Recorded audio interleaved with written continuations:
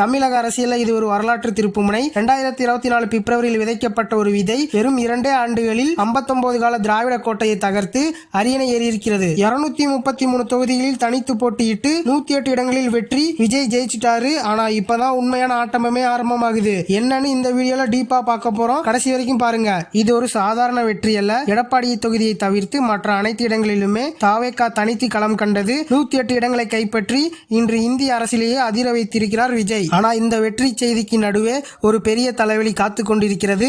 அதுதான் 10 லட்சம் கோடி கடன். முந்தைய ஆட்சிகள் விட்டு சென்ற 10 லட்சம் கோடி கடன் ஒரு பக்கம், இன்னொரு பக்கம் விஜய் கொடுத்த பிரம்மாண்ட வாக்குறுதிகள். மகளிர் உரிமை தொகை 2500 உயர்வு, பெண்களுக்கு 1 பவுன் தங்கம், ஆண்டுக்கு 6 இலவச சிலிண்டர். இந்த திட்டங்களை செயல்படுத்த மட்டுமே ஆண்டுக்கு கூடுதலாக 4 லட்சம் கோடி தேவைப்படும். கஜானா காலி. ஆனா கொடுத்த வாக்குறுதிகள் ஏராளம். இந்த நிதி நெருக்கடியை விஜய் எப்படி சமாளிக்க போகிறார் என்பதுதான் முதல் சவால். விஜய்க்கு அனுபவம் இல்லை என்று சொல்பவர்களுக்கு அவர் வைத்திருக்கும் பதில் மேனேஜ்மெண்ட்.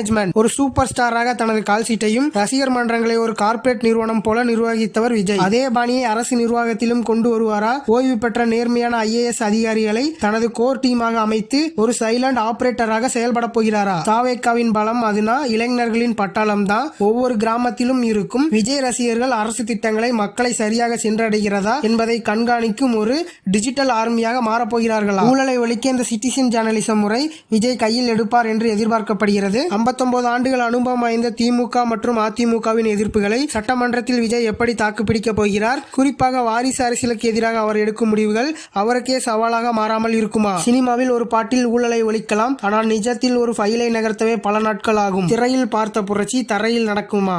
விஜய்க்கு முன்னால் இருப்பது வெறும் 234 தொகுதிகள் மட்டுமல்ல, தமிழகத்தின் 50 ஆண்டுகால அரசியல் பிம்பத்தை உடைக்கும் ஒரு மாபெரும் சவால். நண்பர்களே, நீங்க என்ன நினைக்கிறீங்க? விஜய் இலவசங்களை அறிவிக்கணுமா இல்ல கடனை அடைக்கணுமா? உங்க கருத்தை கமெண்ட் பண்ணுங்க. மறக்காம லோகன் டாக்கீஸ் சேனலை ஃபாலோ அண்ட் சப்ஸ்கிரைப் பண்ணிக்கோங்க. அடுத்த வீடியோல சந்திக்கிறேன். டாடா பாய்.